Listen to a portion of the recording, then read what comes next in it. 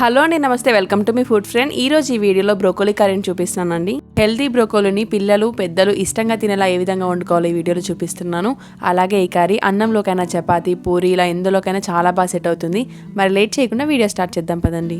First ఈ curry కోసం చిన్న ముక్కలుగా కట్ చేసుకున్న బ్రోకోలీలోకి వేడి నీటిని యాడ్ చేసుకొని ఒక అర్ధగంట పక్కకు ఉంచుకోండి. నెక్స్ట్ స్టవ్ మీద ప్యాన్ తీసుకొని అందులోకి 3 టీ స్పూన్ల వరకు ఆయిల్ని వేసుకోండి. ఆయిల్ వేడెక్కిన తర్వాత 1 టీ స్పూన్ వరకు పోపు గింజలను యాడ్ చేసుకోండి. అలాగే సన్నగా కట్ చేసి పెట్టుకున్న 2 నుంచి 3 పచ్చిమిర్చిని అలాగే కొద్దిగంత కరివేపాకును కూడా యాడ్ చేసుకొని ఒకసారి కలుపుకొని వీటన్నింటిని బాగా వేగనివ్వండి.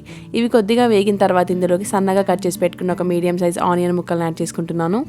ఈ ఆనియన్స్ని 1-2 మినిట్స్ పాటు ఫ్రై చేసుకొని ఇందులోకి 1/2 టీ స్పూన్ వరకు పసుపుని అలాగే 1/2 టీ స్పూన్ వరకు అల్లం వెల్లుల్లి పేస్ట్ని యాడ్ చేసుకోండి.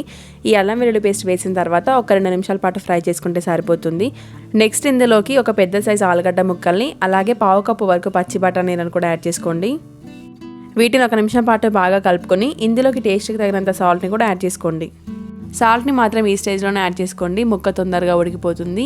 ఇలా మొత్తం ఒకసారి కలుపుకున్న తర్వాత మూత పెట్టేసి 10 నిమిషాల పాటు మీడియం ఫ్లేమ్లో ఉడకనివ్వండి. ఇలా ఒక 10 నిమిషాల తర్వాత బ్రోకోలీని యాడ్ చేసుకోండి. మీరు కావాలి అంటే బ్రోకోలీని డైరెక్ట్గా కూడా యాడ్ చేసుకోవచ్చండి కట్ చేసిన వెంటనే.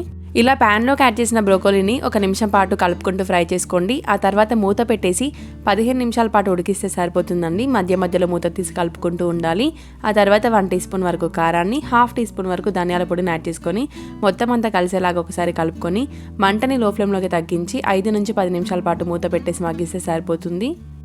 ఇలా ఒక 10 నిమిషాలు ఉడికించిన తర్వాత ఆలు బ్రోకోలీ సాఫ్ట్గా అవుతుంది. ఇలా సాఫ్ట్గా ఉడికిపోతే కర్రీ రెడీ అయిపోయినట్లే అండి.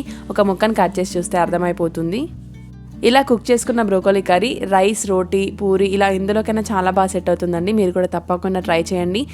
బ్రోకోలీ మన హెల్త్కి చాలా మంచిది కాబట్టి తప్పకుండా ఈ విధంగా ఒకసారి ట్రై చేసి చూడండి. మీ అందరికీ కూడా ఖచ్చితంగా నచ్చుతుంది. చివరిగా కొత్తిమీరని చల్లేసుకొని సర్వ్ చేసుకుంటే సరిపోతుందండి. ఈ వీడియో మీ అందరికీ నచ్చిందని అనుకుంటున్నాను. నచ్చినట్లయితే కనుక మన ఛానల్ని సబ్స్క్రైబ్ చేసుకోండి. అలాగే పక్కనే ఉన్న బెల్ ఐకాన్ ఆన్లో పెట్టుకోండి. ఇలాంటి యమ్మీ అండ్ టేస్టీ వంటలతో రోజు మీ ముందుకు వస్తాను. Keep watching me food friend. Thank you for watching.